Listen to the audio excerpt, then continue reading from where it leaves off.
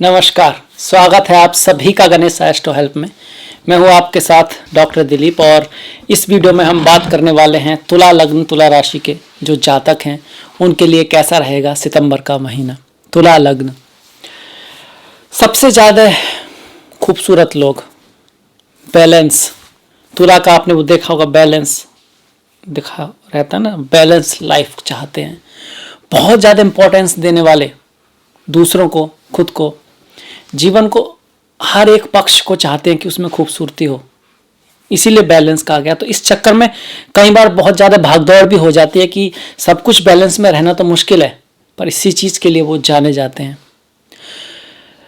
बहुत सारे लोग आपको मिलेंगे, स्टार्स, क्रिएटिव लोग, बिजनेस में बहुत अच्छे, जो जानते हैं कि भाई दूसरों की भलाई में ही अपनी भलाई छुपी है। आप कह सकते हो कि क्लाइंट को अगर आप उसका फ़ायदा हो रहा है, ज़्यादा से ज़्यादा लोग आपसे फ़ायदा ले पा रहे हैं, तभी आपका बिजनेस बढ़ने वाला है। अध्यात्म की दृष्टि से भी बहुत अच्छा तुला वाले होते हैं, चीज़ों को बड़ी प्रैक्टिकली लेते हैं, ऐसे ही किसी चीज़ को मान नहीं लेते, समझना चाहते हैं, डिटेल में घुसना चाहते हैं उसके। कहीं ना कहीं इनको लकी माना गया है, इन पर माता सरस्वती का आशीर्वाद रहता है। विद्या, ज्ञान, पढ़ाई लिखाई में बहुत अच्छे होते हैं, देखने में भी स्मार्ट लगने वाले होते हैं तुला वाले। कुछ कमियां भी होती हैं, मन थोड़ा सा विचलित रहता है, विचार थोड़े भागते रहते हैं और वैलिडेशन की थोड़ा सा रहता है कि भाई मेरा जो पति है या पत्नी है, प्रेमी है या प्रेमिका है, वो मेरी बातों को सपोर्ट जरूर करे। ये बहुत इंपॉर्टेंट रहता है उनके लिए, दूसरे लोग, सब समाज, ये सब। तो ये थोड़ा सा मैंने हल्का सा बताया आपके बारे में। अब इसके बाद सीधा आ जाते हैं आपके लिए सितंबर का महीना कैसा रहेगा। पहली बात तो अच्छा रहेगा, बहुत बढ़िया रहेगा। कुछ परिवर्तन बहुत अच्छे हो रहे हैं, भले ही आपकी ढैया चल रही हो, क्योंकि तुला वालों की ढैया चल रही है ना, इस वजह से तो कुछ लोगों की लाइफ में परेशानी चल रही है और वो जेन्युइन है, वास्तव में चल रही है ढैया की वजह से, क्योंकि शनि जो है चतुर्थ भाव में आपके गोचर कर रहे हैं, शनि महाराज। और जब भी लग्न से, राशि से चौथे भाव में शनि गोचर करते हैं, खास करके राशि से, तो हम इसको ढैया बोलते हैं। ढैया इसलिए क्योंकि 2.5 साल तक चलती है, पर 2022 के अप्रैल के एंड में ये आपकी समाप्त हो जाएगी। पर पहले बात करते हैं बढ़िया वाले परिवर्तन की, क्योंकि सभी लोगों की ढैया में प्रॉब्लम नहीं आ रही। क्यों नहीं आ रही है, कारण क्या है उसका? एक तो सभी की शनि की दशा महादशा नहीं है, जिसकी शनि की दशा है महादशा है उसको प्रॉब्लम ज़्यादा आएगी। दूसरा, सभी की कुंडली में शनि की स्थिति अलग अलग है। अगर शनि कुंडली में शुभ है, अच्छी स्थिति में है, तब भी वो प्रॉब्लम कम देंगे, बल्कि मेहनत बढ़ा देंगे, हार्डवर्क बढ़ा देंगे, उतार चढ़ाव बढ़ा देंगे, पर इन द एंड आपको ऊपर ही ले जाएंगे ढैया में भी। और तीसरा ये भी है कि अष्टक वर्गा में पॉइंट देखने पड़ते हैं। अगर शनि ने इस राशि में ज़्यादा पॉइंट दिए हैं तो फिर वो आपको अच्छा फल ही देंगे, मेहनत कराएंगे, भाग्य से चीज़ें नहीं बनेंगी, पर एफर्ट से चीज़ें बनती चली जाएंगी। तो ये सारी चीज़ें, राहु केतु की भी अगर दशा हो तब भी थोड़ा ढैया उनकी टफ जाती है। इसके साथ साथ अगर चंद्रमा पे शनि की दृष्टि हो तब भी ढैया 7.5 टफ जाती है। अदरवाइज उल्टा हो कि चंद्रमा पे गुरु की दृष्टि हो, शनि कुंडली में बहुत अच्छे से हो, तो 7.5 में और ढैया में आप और ज़्यादा उन्नति कर जाते हो। पहले आप बात करते हैं सबसे अच्छे योग की, जो इस महीने बन रहा है, वो है मालव्य नाम का महापुरुष योग। ये योग वो है कि जब शुक्र अपनी ही राशि में या उच्च की राशि में, मूल त्रिकोण में, केंद्र में हो, तो मालव्य नाम का महापुरुष योग बनाते हैं। किसी की जन्म पत्री में हो तो इसकी भूरी भूरी प्रशंसा हमारे शास्त्रों में मिलती है। कहा जाता है कि ऐसा व्यक्ति पृथ्वी पर जितने भी भोग हैं, जितनी की सुख संपदा है, वो सभी उसको प्राप्ति होती है। स्त्रियों को पुरुषों का सुख, पुरुषों को स्त्री सुख। अब ये एक बात और समझने वाली है कि हमारे जितने भी साहित्य है वो सभी क्या है, प्रतीकात्मक है। जब वो कहते हैं स्त्री सुख, तो इसका मतलब सिर्फ स्त्री सुख नहीं होता है। अब चूंकि वो एक सुख है, इसका मतलब यही हुआ कि खाने का सुख, पीने का सुख, कपड़े का सुख, बंधुओं का, एक तरह का भोग विलास का जो है, वो सब चीजें उसको मिलती हैं। क्योंकि हमारे तो कथा ही ऐसी हैं, कहीं कहीं तो ऐसी ऐसी कथाएं आपको मिलेंगी, जैसे कि कार्तिकेय की थी कि वो 6 हिस्सों में बट गए थे। फिर जब माता पार्वती आई और उन बच्चों से मिली तो वो 6 बच्चे एक साथ होकर कार्तिकेय बन गए, जो कि कृतिकाओं 6 कृतिकाओं के द्वारा पाले जा रहे थे। तो ये सारी जो कहानियां हैं क्या हैं, सिंबॉलिज्म है, उनकी गहराई में समझने की हैं, ना कि उसको लिटरली लेने की।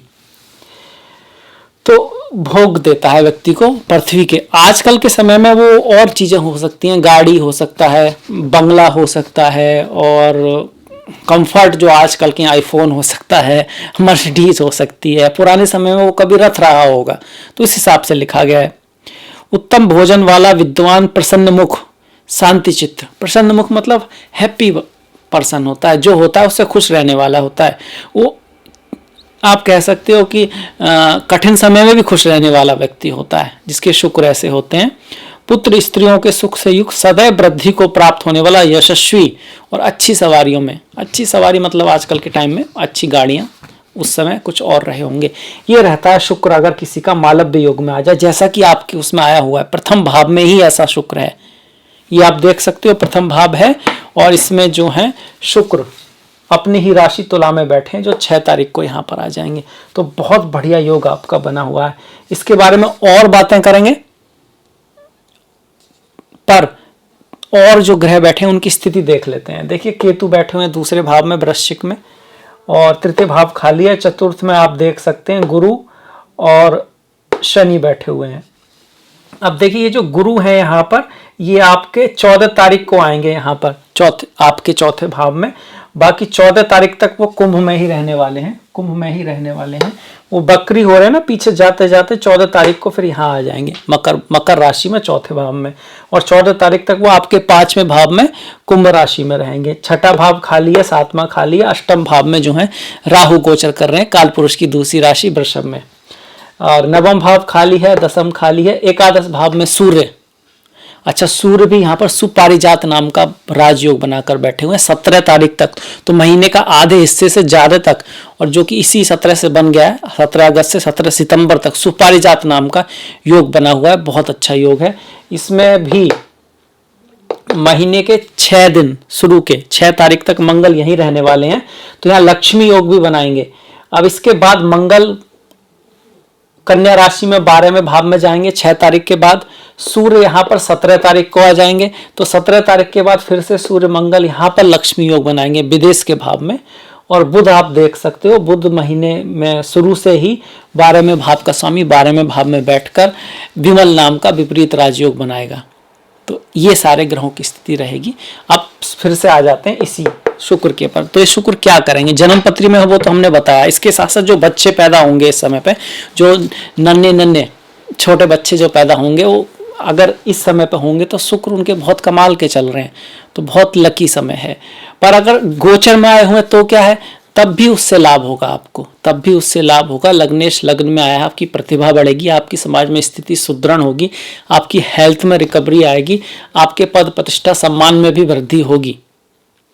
क्या सभी की होगी? सभी की नहीं हो पाएगी, क्योंकि ये गोचर है, जन्म कुंडली नहीं है। पर अगर जन्म कुंडली में भी ऐसा योग है और गोचर में भी आ रहा है, तब 100% होगी। उसमें भी दशा महादशा का मिलना, मैच होना जरूरी है। मतलब फिलहाल आपकी कौन सी दशा चल रही है, अगर आपकी शनि की चल रही है तो वो शुक्र कुछ खास कर नहीं पाएंगे, पर अगर शुक्र की चल रही है तो फिर बिल्कुल बहुत बढ़िया। अगर आप जॉब में हैं तो आपका पद प्रतिष्ठा प्रमोशन होगा, अगर आप जॉब देख रहे हैं तो आपका जॉब लग सकता है, अगर आप बिजनेस में हैं तो आपका बिजनेस बढ़ने वाला है, आपको फेम मिलने वाली है, नाम मिलने वाला है। कब मिल पाएगा? जब जन्म पत्री में पहले तो शुक्र की स्थिति सुदृढ़ हो और उसकी दशा महादशा हो। ये मैरिज लाइफ के लिए भी अच्छा है, और शादी विवाह मतलब किसी से मुलाकात के लिए, प्रेम के लिए भी शुक्र यहाँ पर बहुत अच्छी स्थिति बना रहे हैं। शुक्र को और शुभ करने के लिए शुद्ध भावनाओं को मन में रखें, साफ सफाई का ध्यान रखें, घर की साफ सफाई, जहाँ आप काम करते हैं वहाँ की, शरीर की साफ सफाई रखें, सुगंध प्रयोग, अच्छी स्मेल का यूज करें, महिलाओं का आदर करें, रेस्पेक्ट करें, माता की पूजा शुक्रवार को कर सकते हैं, ओम श्रीम या और भी माता के मंत्रों से आप माता लक्ष्मी की पूजा कर सकते हैं, उनको लाल पुष्प आदि चढ़ा सकते हैं। और इलायची की चाय पीना, स्मेल वाली जो चीज़ें होती हैं ना, खूबसूरत चीज़ें जो होती हैं, उनका प्रयोग करने से शुक्र अच्छे रहते हैं। छोटी छोटी जो बच्चियां हैं वो शुक्र को दिखाती हैं, तो उनको कोई गिफ्ट दे देना, उनका ख्याल रखना। स्त्रियां ओवरऑल सारी फीमेल्स ही शुक्र को दिखाता है। तो आपकी पत्नी है, बहन है, तो उनके साथ रिश्तों को मधुर रखने से भी, या जब भी कहते हैं ना कि जहाँ पर स्त्रियों की पूजा होती है या स्त्रियों की रेस्पेक्ट होती है वहाँ पर लक्ष्मी निवास करती है, क्योंकि माता लक्ष्मी को स्त्रियों से जोड़ा जाता है। और लक्ष्मी का मतलब सिर्फ पैसा भी नहीं होता, आप ये भी जानते हैं, अष्टलक्ष्मी ज्ञान भी होता है, एक तरह की आप कहो कि प्रॉस्पेरिटी का भी, जिसे संपन्नता बोलते हैं, उसको सिर्फ धन से नहीं लिखा जाता, पारिवारिक सुख होता है एक, और सोशल जो लाइफ होती है उसका जो रियल आनंद होता है, क्योंकि वो भी लक्ष्मी में ही आता है। इसके बाद देखिए केतु की बात करें तो केतु द्वितीय भाव में चल रहे हैं, राहु अष्टम में चल रहे हैं। अगर केतु की महादशा है आपकी तो मैं नहीं कहूँगा कि बहुत बेस्ट है द्वितीय भाव में केतु। एक आध बार अचानक धन लाभ जरूर करा सकते हैं, पर परिवार के लिए, मैरिज लाइफ के लिए केतु आपको परेशान कर रहे होंगे अगर आपकी केतु की दशा चल रही है तो। और जीवन में भी उतार चढ़ाव आपके चल रहे होंगे और वो चलेंगे भी। अभी शुक्र वाला फल सभी को नहीं मिलेगा। अगर ऐसा होता तो फिर तुला राशि वाले तो बहुत सारे लोग हैं और हर कंट्री में हैं, और उसमें भी देश काल परिस्थिति पर डिपेंड करता है। जो भारत में है तो उसको लाभ मिलेगा, पर अगर अफगानिस्तान में है और जहाँ तालिबान आ गया है तो वहाँ शुक्र आपको हो सकता है बस भागने में ही मदद कर पाए। तो ये भी है, देश काल पात्र, आप किस देश में हैं, आप किस समय में है, पात्र आप कितना एफर्ट किए हैं अपने लिए, आप कैसे दोस्त हैं आपके, कैसी बुक्स आप पढ़ रहे हैं। शास्त्रों में लिखा हुआ है कि अगर आपको आगे बढ़ना है, आप जानना चाहते हैं आप कैसा है, आपका भविष्य है, तो देख लीजिए आपके नज़दीक के 5-6 लोग, ज़्यादा करीब लोग कैसे हैं। अगर वो बहुत ज्ञानी हैं, बहुत आगे बढ़ने वाले हैं लाइफ में, बहुत गिविंग हैं, तो आप भी ऐसे बन जाओगे। अगर वो उल्टे हैं तो फिर मुश्किल है, फिर तो आपको पहले तो कुछ ऐसे लोग ढूंढने होंगे, और लोग भी ना मिलें तो सबसे पहले books are the best friend.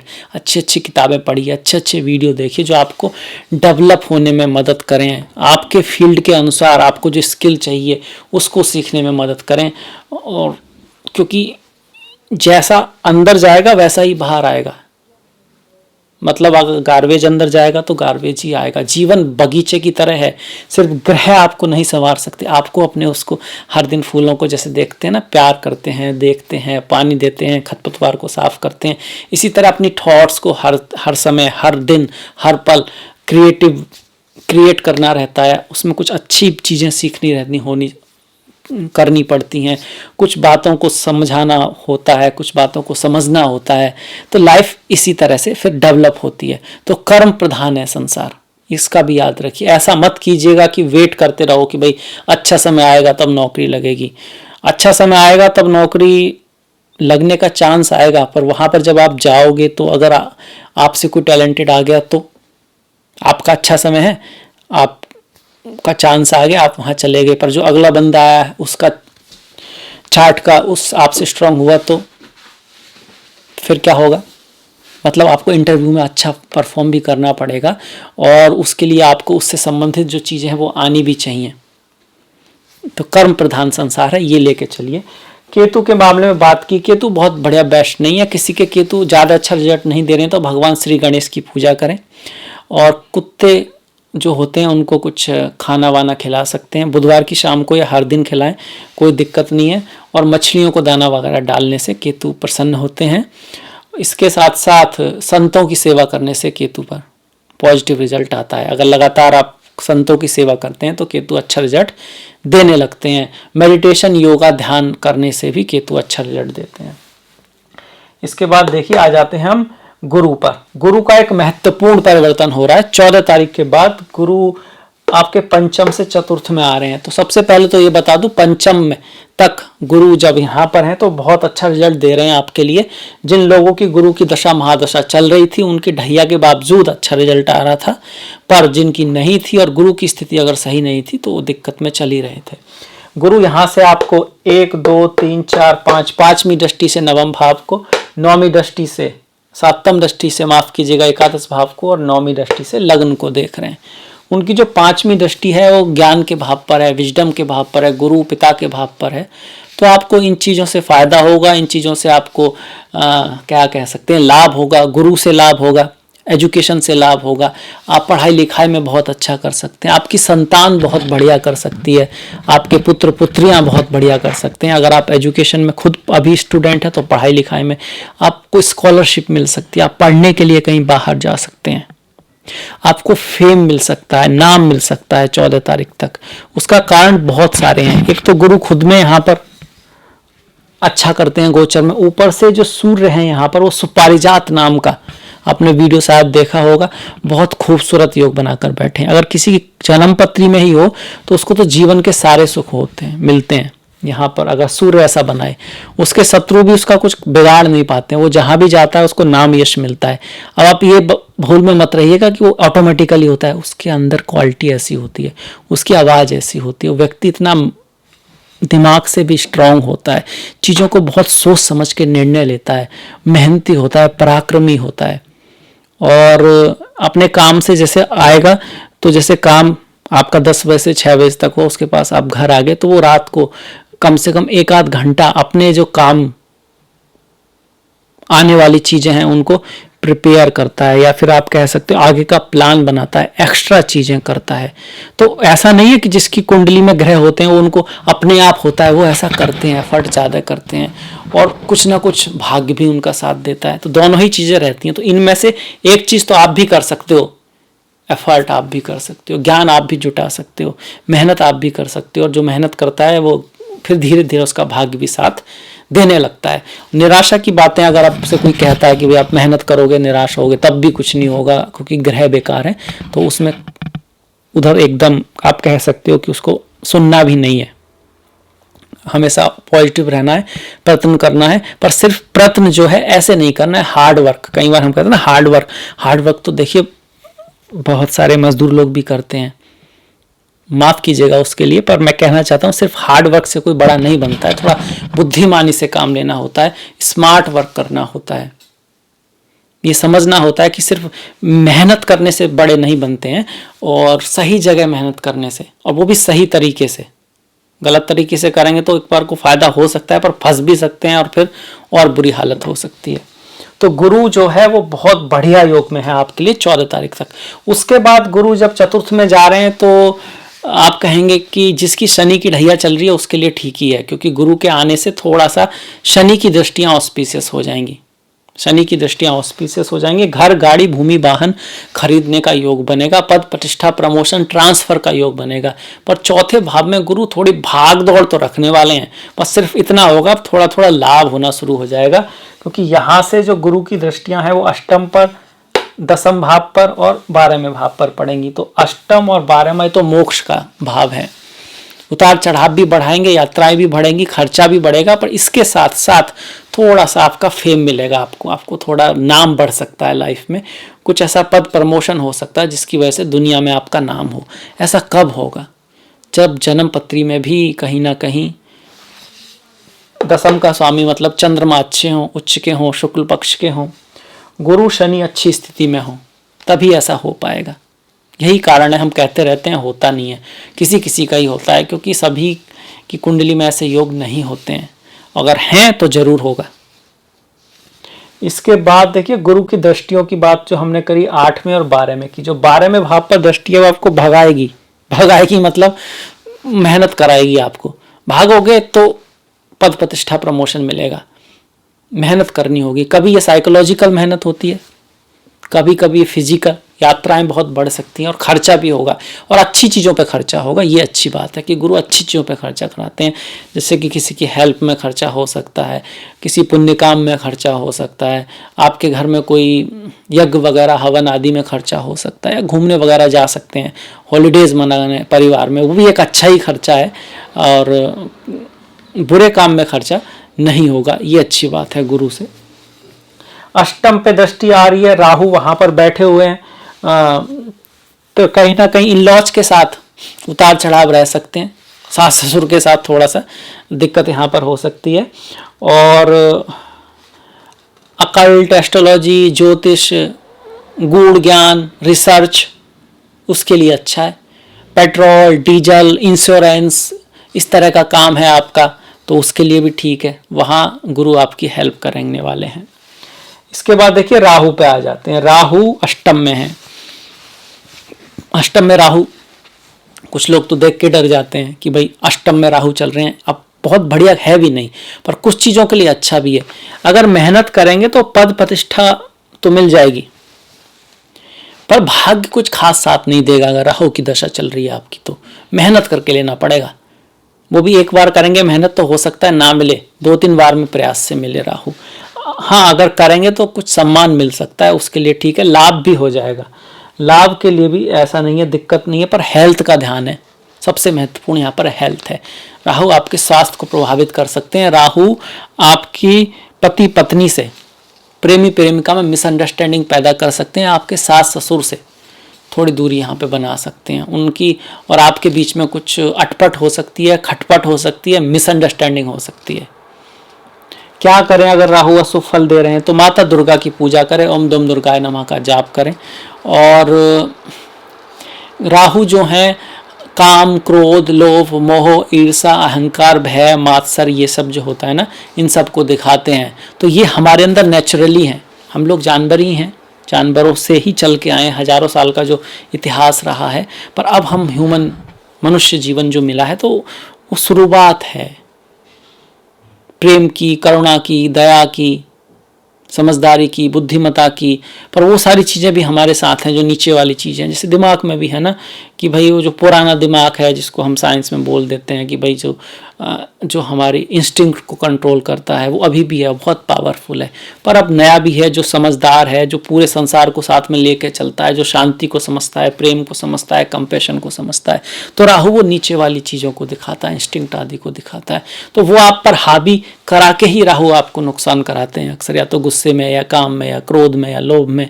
पर अगर आपका उन पे कंट्रोल है तो फिर राहु आपसे कुछ खास नहीं करा सकते, बल्कि आप अब राहु को यूज करके बहुत ऊपर जा सकते हो।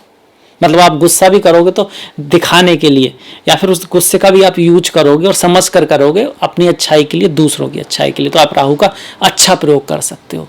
पर अगर गुस्सा आप पे कंट्रोल कर रहा है तो फिर राहु केतु आपसे कुछ भी करा सकते हैं, ये वाली बात है। रेमेडी के रूप में माता दुर्गा की पूजा। राहु केतु आउटकास्ट हैं, दूसरी जाति को दिखाते हैं, तो दूसरी जातियों के लिए थोड़ा बहुत पुण्य कर सकते हैं उनको, और दान पुण्य कर सकते हैं। राहु बहुत ज़्यादा गरीब लोग हैं, साफ सफाई करने वाले हैं, उनको भी दिखाते हैं। तो उनको कोई, आपके घर में कोई नौकरानी नौकर आते हैं तो उनकी कभी हेल्प कर दो, तो उससे भी राहु केतु ठीक रहते हैं। और जो जानवर हैं, सर्प है ना राहु, तो जानवर है, जैसे केतु है, केतु जो है सर्प की पूंछ है, राहु सर्प का मुंह है। तो एक तरह से इंस्टिंक्ट जानवरों को दिखाते हैं। तो जैसे कुत्ता है, गाय है, मछली है, जो भी आपके आसपास हैं, कौवा है, उनका थोड़ा सा ध्यान रखें, जानवरों का थोड़ा सा ध्यान रखें, तो उससे भी चींटियाँ वगैरह हैं, उनको भी राहु केतु अच्छा रहता है। चांदी का हाथी रखने से घर में, या चांदी के गणेश जी रखने से राहु केतु थोड़े पॉजिटिव रिजल्ट देते हैं। तो वो भी आप करके देख सकते हैं, ट्राई करके देख सकते हैं, कई बार इससे लाभ होता है। तो राहु तो ये रहे। राहु के बाद हम आ गए सूर्य के ऊपर। सूर्य का वैसे तो अलग से वीडियो है, पर उसमें हमने बताया कि सुपारिजात योग बना हुआ है।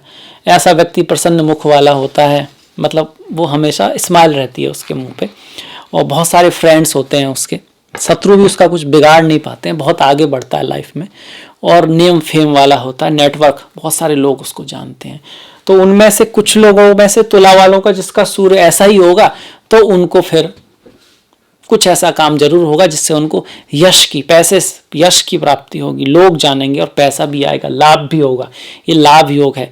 और मंगल भी यहाँ पर रहेंगे महीने के शुरुआत में 6 तारीख तक, तो लक्ष्मी योग भी बना हुआ है।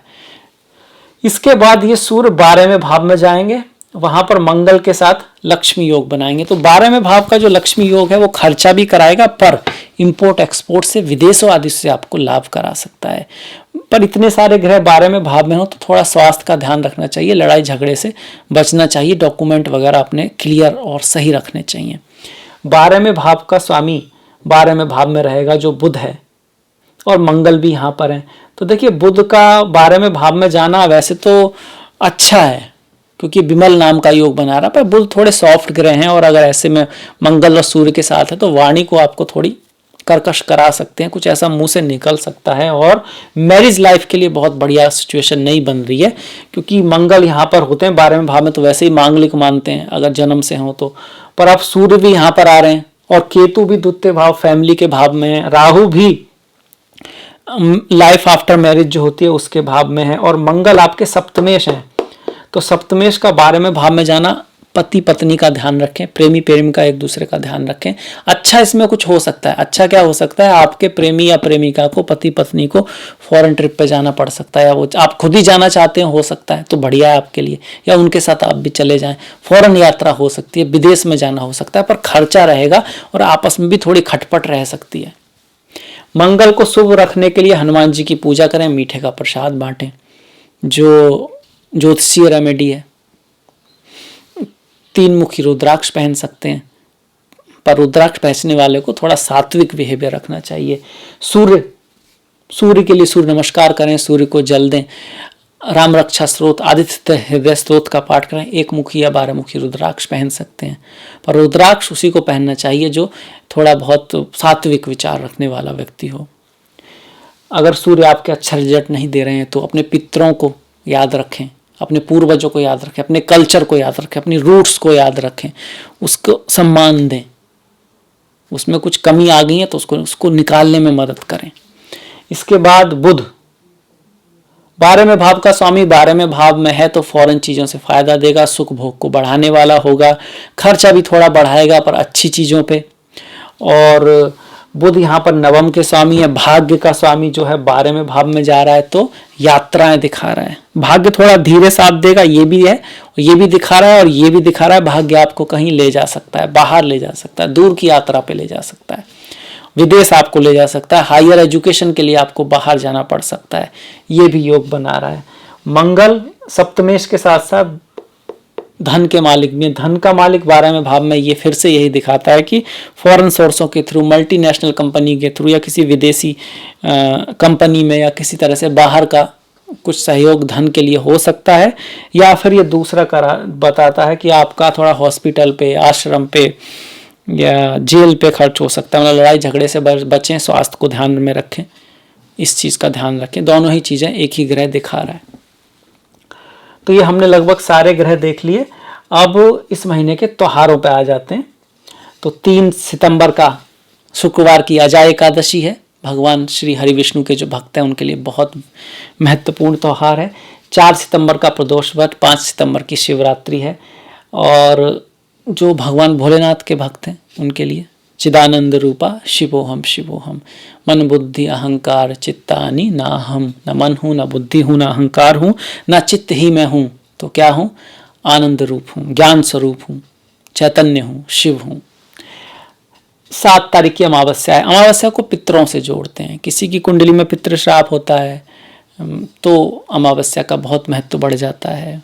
मंत्रों के लिए भी पितृ दोष हो, आपका पितृ श्राप हो, फिर प्रेत श्राप, राहु शनि की युति होती है। पितृदोष में राहु आपके दूसरे भाव में, पंचम में, नवम में, एकादश में, सूर्य के साथ, चंद्र के साथ, इस तरह से पितृदोष बनता है। तो उसके लिए अमावस्या का व्रत बहुत अच्छा माना जाता है। वैसे भी अमावस्या के दिन अगर फास्ट रखें, थोड़ा बहुत पितरों के लिए दान करें, गीता के सप्तम अध्याय को सुनाएं तो बहुत अच्छी बात है। 9 तारीख की हरितालिका तीज है। 10 तारीख की गणेश चतुर्थी है। जिन लोगों के केतु बहुत अच्छा फल ना दे रहे हों उनको गणेश जी की पूजा अवश्य करनी चाहिए। 17 तारीख की परिवर्तनी एकादशी है और संक्रांति है। संक्रांति सूर्य से जुड़ी है और सूर्य आत्मा से और आत्मा परमात्मा से, तो स्पिरिचुअलिटी के लिए, अध्यात्म के लिए संक्रांति का दिन बहुत अच्छा होता है। जिनका संक्रांति के दिन जन्म हुआ हो उनको संक्रांति का व्रत अवश्य करना चाहिए, और अगर करेंगे तो पाएंगे कि चीज़ें फिर सुधरने लगती हैं। कौन सी चीज़ें? जहाँ सूर्य जो राशि बदल रहे होंगे ना, संक्रांति दोष जिस घर में बन रहा होगा उस भाव से संबंधित चीज़ों में दिक्कत रहती है, वही चीज़ें सुधरने लगती हैं धीरे धीरे। 18 तारीख का प्रदोष व्रत है। 19 तारीख की अनंत चतुर्दशी है। 20 तारीख की पूर्णिमा है, सोमवार को। सोमवार के दिन पूर्णिमा होती है तो विशेष थोड़ा सा हो जाती है। और 24 तारीख की संकष्टी है। जिनका जो गणेश जी से जुड़ा त्यौहार है, जिनका केतु अफ्लेक्टेड हो, केतु की दशा महादशा बहुत अच्छी नहीं चल रही हो, उनको गणेश जी की पूजा अवश्य करनी चाहिए। तो ये था मेरी तरफ से तुला राशि का राशिफल सितंबर के लिए। अगर आपको पसंद आया है, अच्छा लगा है तो प्लीज़ लाइक कीजिएगा, सब्सक्राइब कीजिएगा और घंटी वाला जो बटन है उसको दबाना मत भूलिएगा। मैंने डिस्क्रिप्शन में अपना लिंक दिया है इंस्टाग्राम का, तो आप उसको फॉलो कर सकते हैं। ट्विटर का भी है, फेसबुक का भी है, और आपका जो सहयोग है वो बहुत महत्वपूर्ण है। नेक्स्ट वीडियो तक अपना ख्याल रखें, अपनों का ख्याल रखें, सभी का ख्याल रखें। नमस्कार।